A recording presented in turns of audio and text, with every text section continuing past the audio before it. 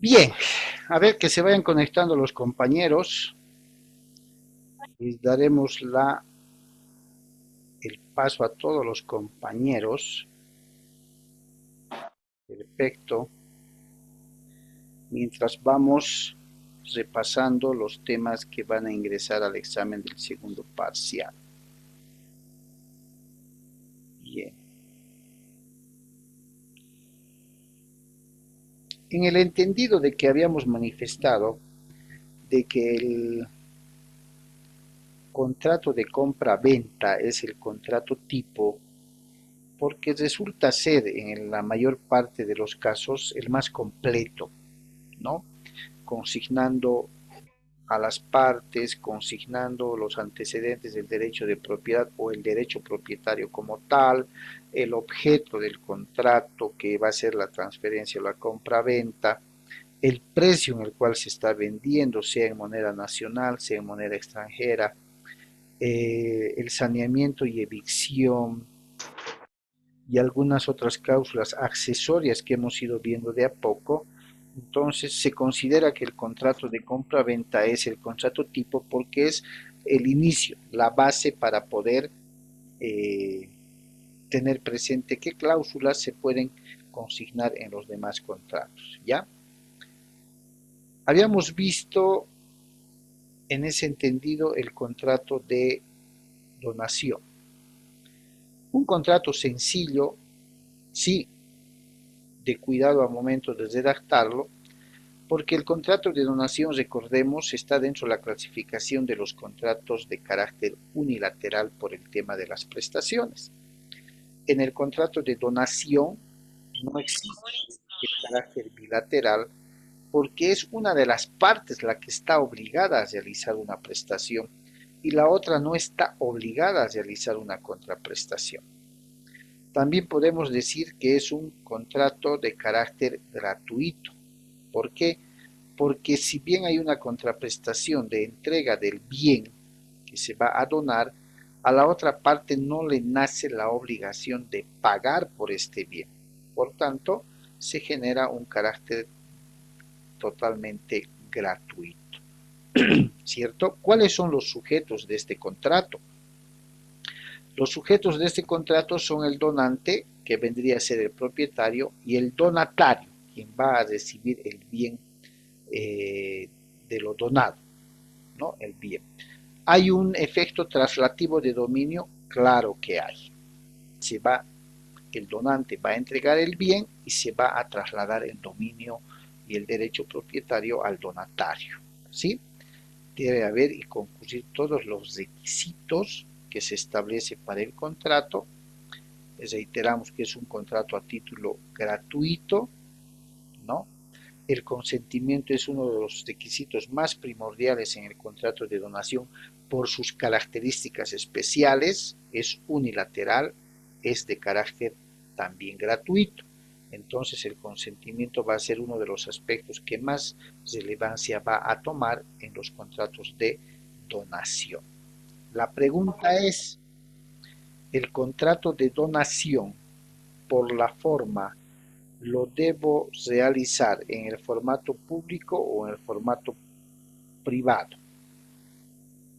Público, doctor. No hay forma, doctor, pero sí aquí los notarios nos exigen que hagamos de forma pública. ¿Qué dirá el 491? ¿Estará consignando el contrato de donación, el 491 o el 492? ¿Quién está a la mano con el Código Civil? Doctor, Adelante. no lo tengo a mano, pero me acuerdo que nos dijo de que no hay forma, doctor, pero sí los notarios aquí nos exigen que hagamos en forma pública. En el contrato de donación, a ver quién Buen tiene el día, código. doctor. Para eso es el código. Leslie, Doctor, adelante. doctor, el artículo 491 indica que el contrato de donación debe hacerse por documento público. Así es. Así. Doctor, ¿puedo leer? Adelante. Contratos y actos que deben hacerse por documento público. Deben celebrarse por documento público el contrato de donación excepto la donación manual, la hipoteca voluntaria, la anticresis, la subrogación consentida por el deudor, los demás actos señalados por la ley. Entonces, puede que haya una confusión.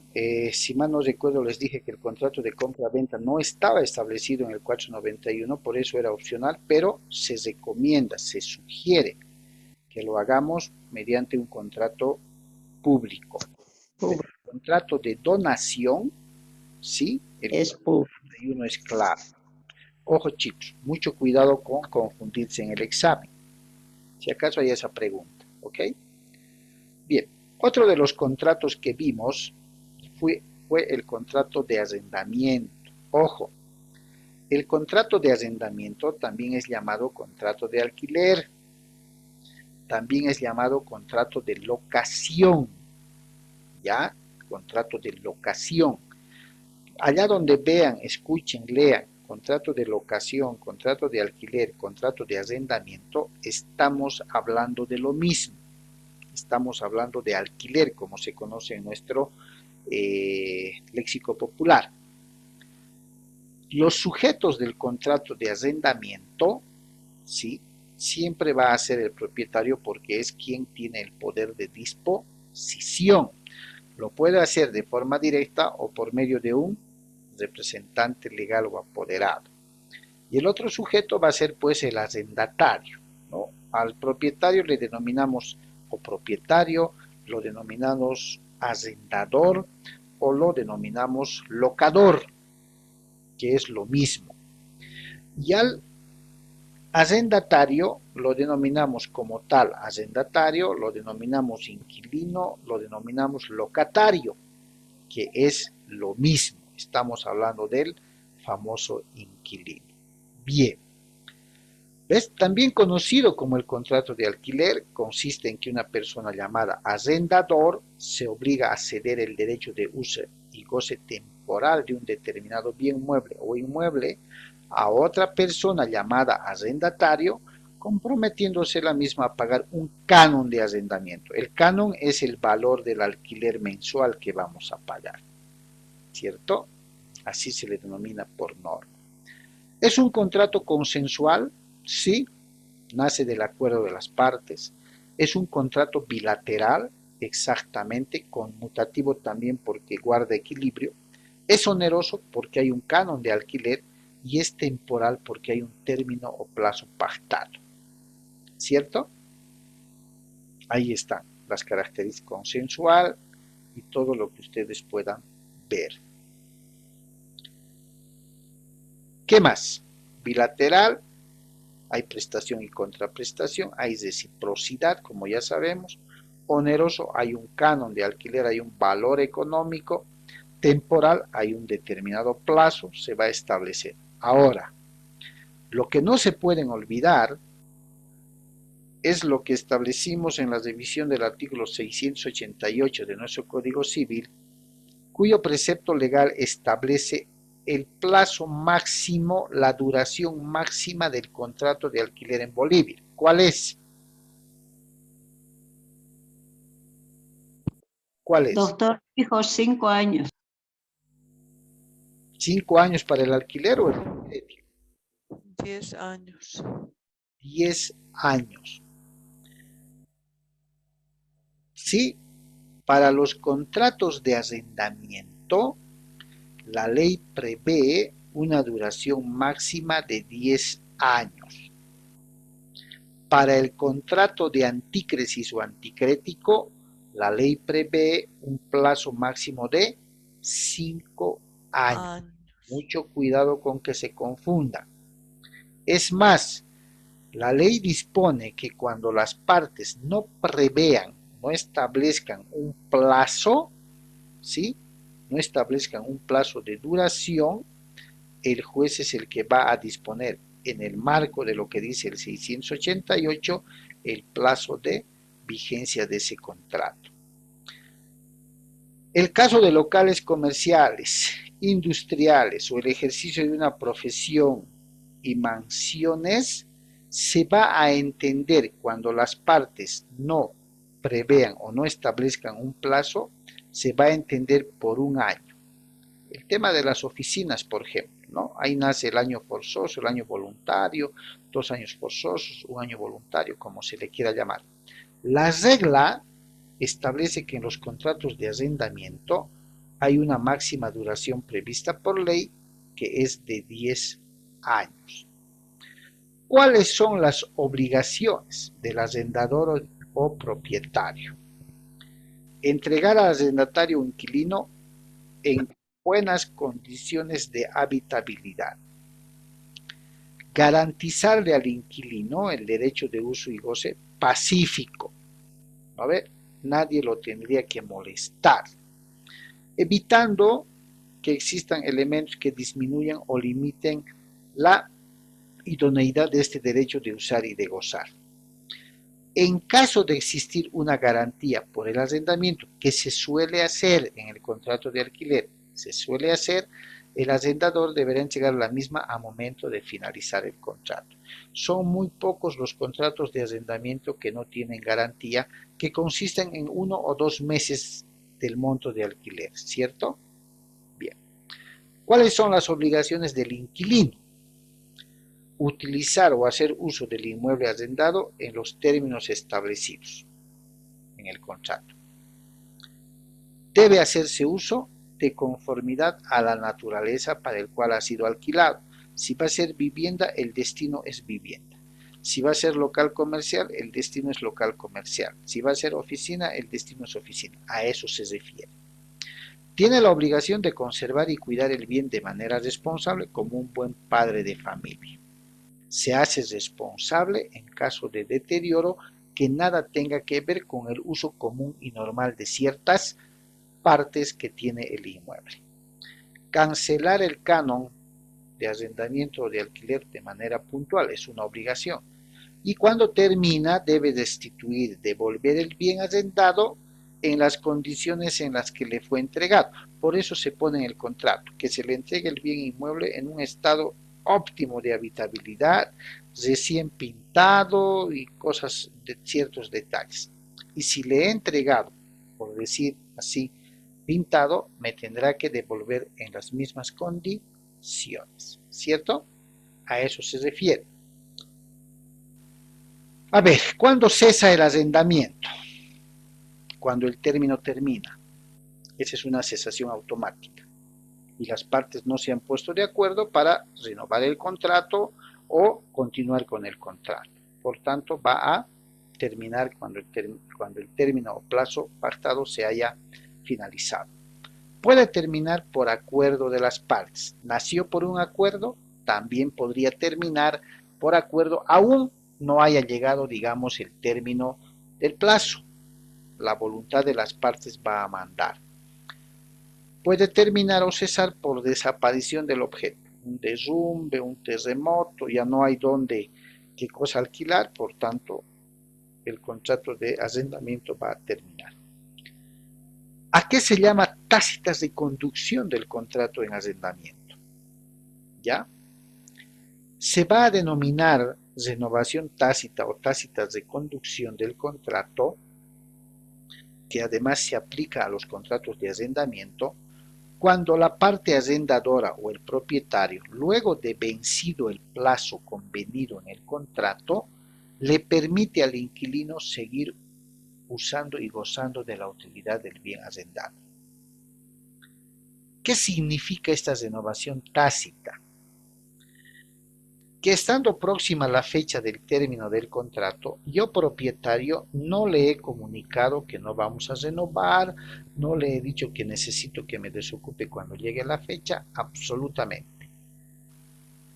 He dejado que continúe en el inmueble, usando, gozando del inmueble, y eso para la norma legal se llama renovación tácita.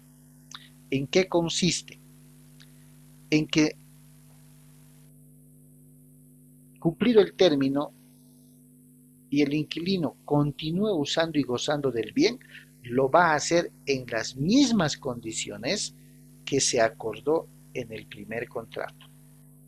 Si el primer contrato dice 2 años forzosos, 1 voluntario, se va a cumplir nuevamente ese plazo, ¿cierto? A eso se llama tácitas de conducción o renovación tácita del contrato en contratos de arrendamiento, chicos, en contratos de alquiler, ¿ya? En contratos de alquiler. ¿Por qué? Porque está previsto claramente en el artículo 710. Bien. Otra, a ver, ¿dónde estamos? La tácita de conducción. Perfecto. Enajenación del bien otorgado en alquiler. Si el contrato de alquiler tiene fecha cierta, es decir, tiene un término cierto, y el arrendador, el propietario, vende el bien, el comprador, el que está adquiriendo el bien, debe respetar el arrendamiento que se encuentra en curso. ¿Qué quiere decir? Debe respetar y esperar a que el inquilino cumpla su contrato, salvo acuerdo distinto de partes. ¿Ya? Salvo acuerdo distinto de partes. La regla es que estando vigente y en curso un contrato de alquiler, el propietario vende el bien, el comprador, el nuevo propietario, debe respetar el plazo y el uso de ese contrato, salvo que las partes lleguen a un acuerdo distinto. ¿Ya? Lo anteriormente mencionado no se va a aplicar al tema de arrendamiento de bienes muebles no sujetos a registro, ¿ya? Que es poco usual además que se aplique, ¿no? Por tanto, el tercer adquiriente está obligado a respetar el arrendamiento y sustituye al arrendador en los derechos y obligaciones que derivan del contrato. Eso es lógico, ¿no? Que si un bien inmueble se vende y hay inquilino, yo comprador, nuevo propietario, debo respetar a que ese contrato esté vigente y de pronto incluso puedo renovar el contrato con el inquilino. Algo que es muy importante y que por favor les sugiero tomar en cuenta.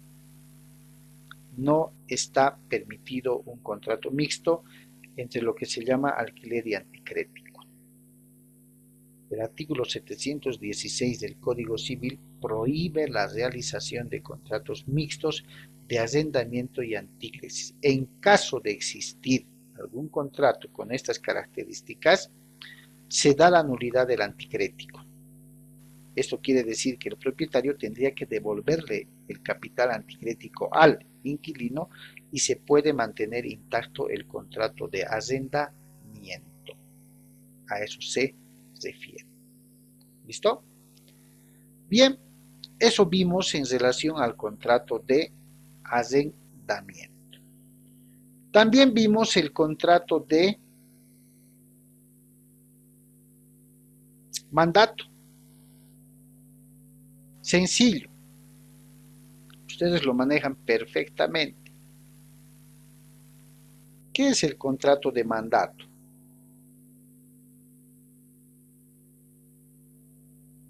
Lo manejamos creo que en nuestra vida diaria. ¿Cierto? ¿Quién podría definirme qué se entiende por el contrato de mandato? Doctor, Adelante. es la obligación que uno tiene de cumplir algo que se le ha encomendado. ¿Ya? ¿Quién más? ¿Quién más podría decir o definir?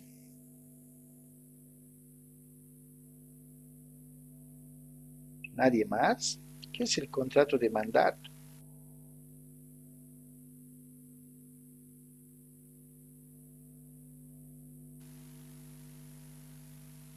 ¿Nadie se anima?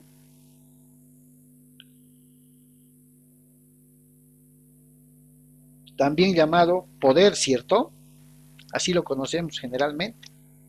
Doctor, el poder sería la asignación Así de es. una función. Doctor, Sí, adelante. si nosotros hablamos de poder, por ejemplo, es la potestad que damos a una persona para que ella cumpla la misión que le estamos encargando. ¿Sí? Que es lo mismo que el mandato, ¿no ve? Es aquel contrato por medio del cual una persona titular de derechos delega, encarga a otra a realizar esos actos por su cuenta. ¿Es o no es ese el mandato?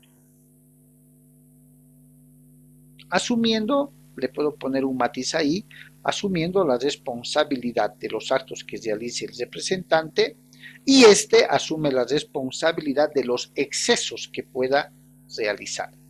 Le pueden poner un matiz.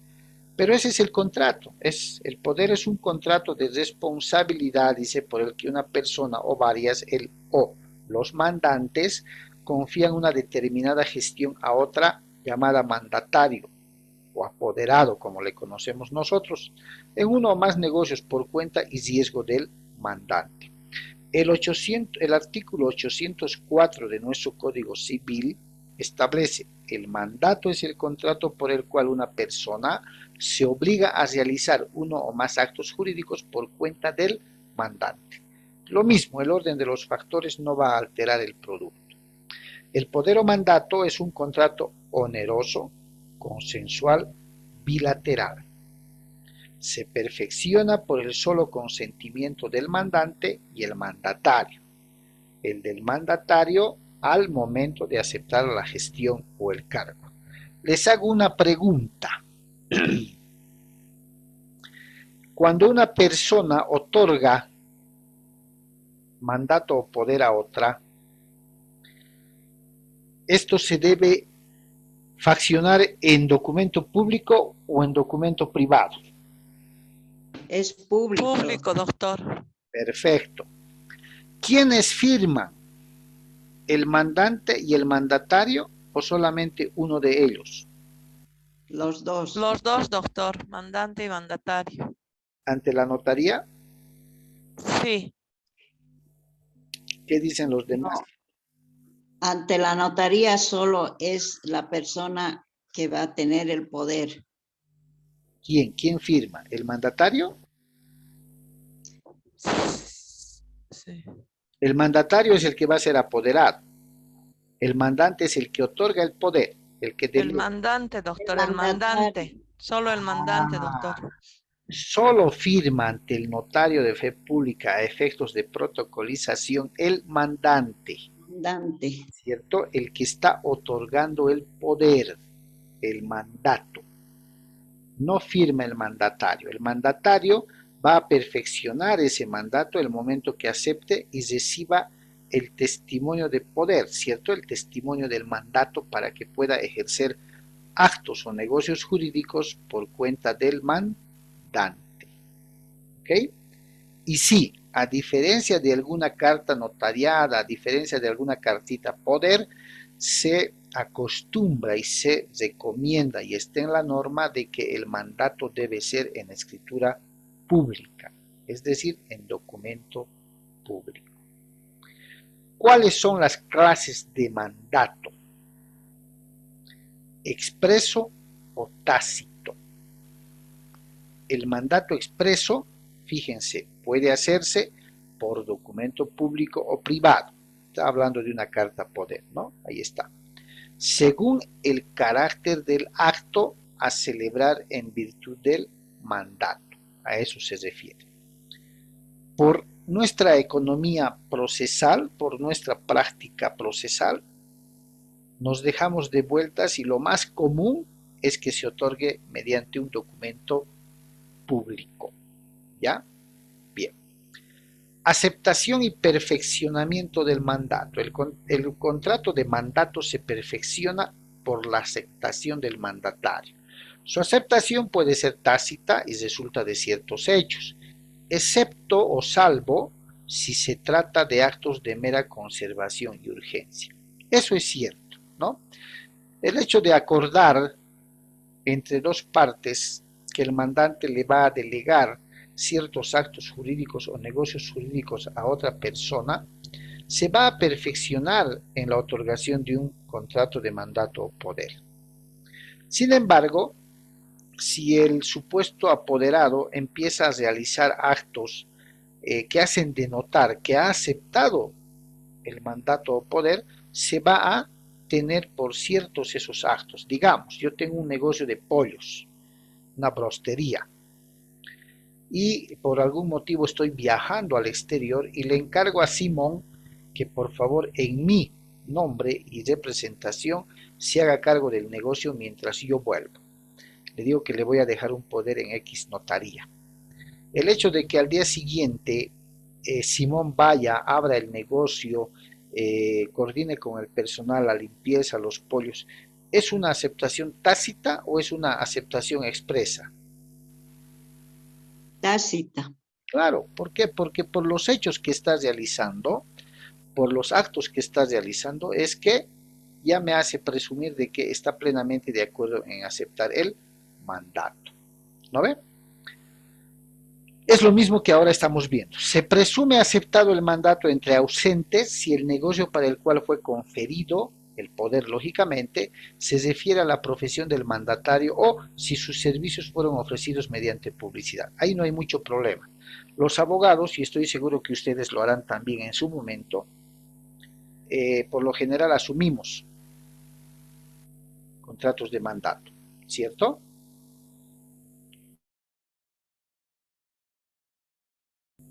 ¿O no es cierto? ¿Asumimos o no? Sí, doctor, sí. Sí, doctor, porque si se va... El poder, usted ya llévemelo el proceso en razón de la profesión que tenemos, ¿cierto? Perfecto. Entonces no hay mucho problema con ese tema.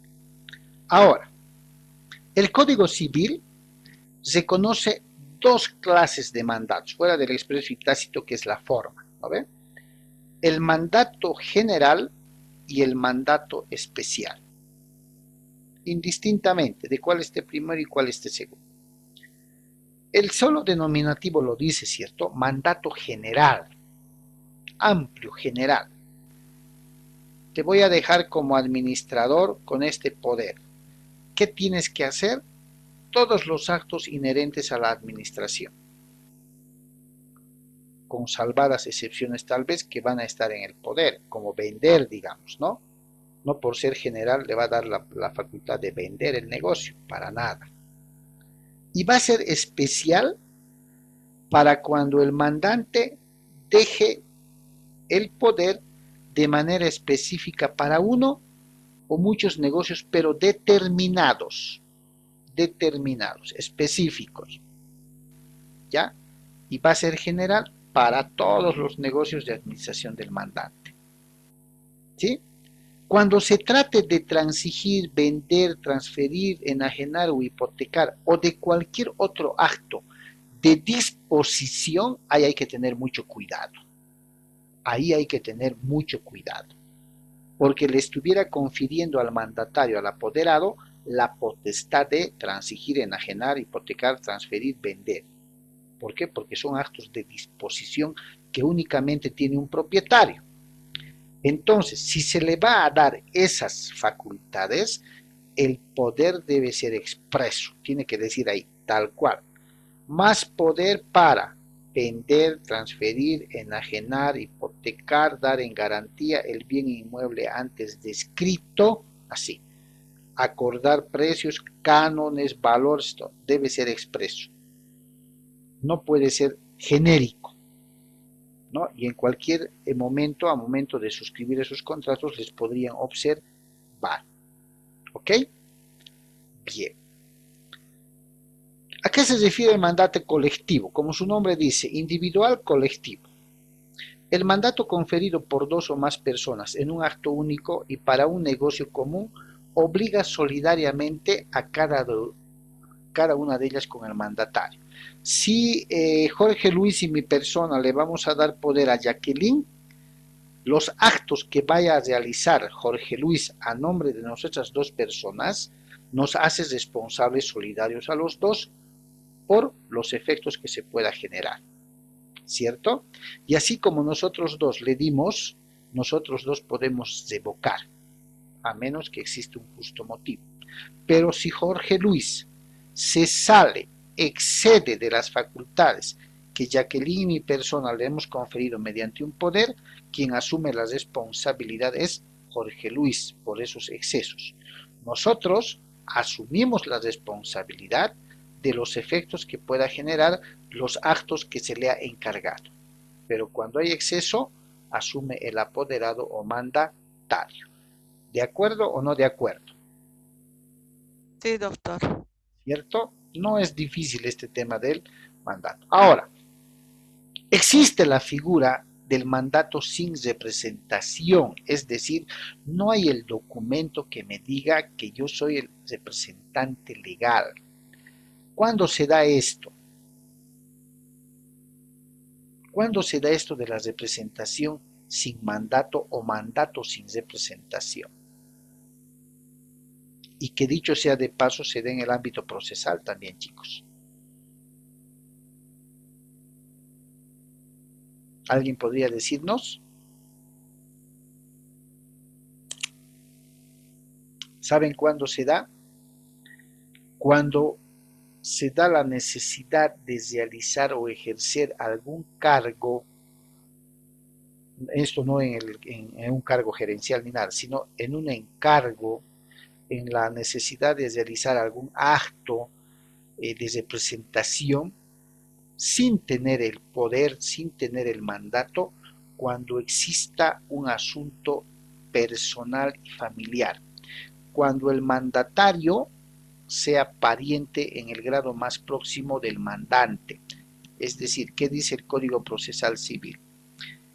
El papá por los hijos por el papá, el hermano por la hermana, ¿sí? El esposo por su esposa, el suegro por el yerno, la nuera por el suegro.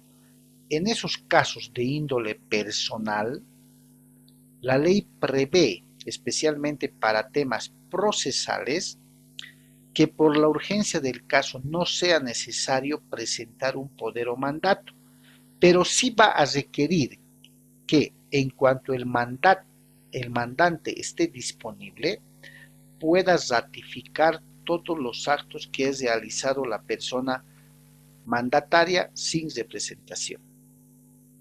Ya te aceptan el memorial, te aceptan los escritos que presentes, pero dicen, en cuanto pueda el mandante o la mandante, debe dar por bien hecho lo realizado por el mandatario sin representación, bajo pena de dejar sin efecto todo lo actuado.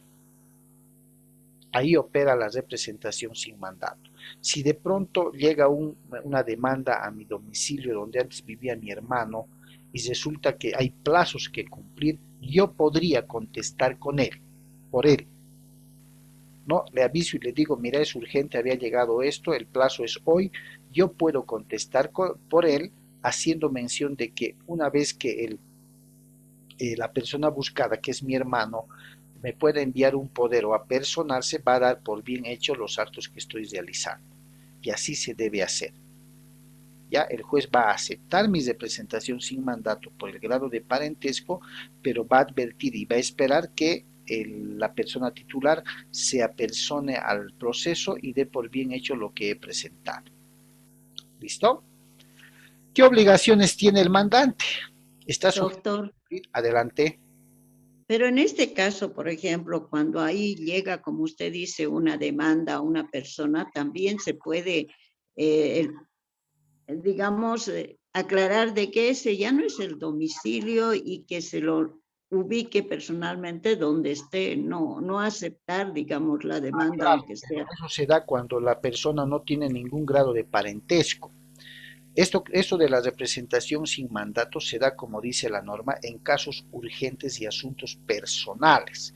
Ejemplo, a ver, una demanda de asistencia familiar o una liquidación de asistencia familiar que advierta que si no se contesta dentro de los 3 días, se va a dar por aprobada y se va a expedir mandamiento de apremio.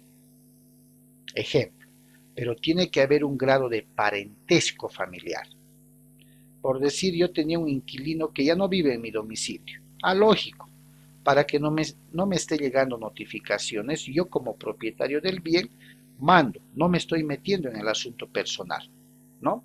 Mando un memorialcito al juzgado y digo, me apersono como propietario del bien inmueble donde se ha practicado la diligencia de notificación contra tal persona, quien aclaró que evidentemente hace meses, hace un año, hace 2 años, vivía en mi domicilio en calidad de inquilino o anticrecista, pero que en el presente ya no vive más, por tanto no es su domicilio. Por lo que pido, señor juez, se sirva a ordenar que ya no se practique diligencias de esa característica en el mismo. Lo puedo hacer, pero de pronto es mi hermano, digamos, quien llega una liquidación de asistencia familiar, dándole 3 días para poder observarla, bajo apercibimiento de que se va a librar mandamiento de apremio. Y mi hermano está en La Paz, Santa Cruz, qué sé yo, ¿no? Y lógico, quizás en 2 días o 3 podría mandarme un poder, pero quizás no, dependiendo. Yo puedo contestar, asumiendo la representación sin mandato. Eso es lo que debo establecer. Asumiendo representación sin mandato, absuelve notificación o traslado. Y le explico quién soy yo, que me estoy acogiendo a la representación del mandato en el grado de parentesco de mi hermano, ¿no? Quien no está acá, y por los datos que me ha dado mi hermano, observo, digamos, no es así, he hecho depósitos, te voy a mandar una foto, algo que ahora hay, todo. Puedo, entonces en cuanto mi hermano me pueda mandar el poder o pueda llegar y apersonarse, dirá lo primero, que en fecha tantos fue notificado con tal y que contestó mi hermano bajo la figura de representación sin mandato, por lo que doy por bien hecho todos los actos realizados en mi nombre. Y apersonándome ante su autoridad, asumo el proceso en el estado que se encuentra. A eso se refiere netamente la representación sin mandato. ¿Listo? Gracias, doctor. 46 o 56, si mal no recuerdo, del Código Procesal Civil. Les puede servir en algún momento. Bien, obligaciones a cumplir por el mandatario. Bueno, está obligado a cumplir los encargos que se le haga. A terminar los negocios que haya podido empezar. Hablo de actos jurídicos, no de negocios comerciales.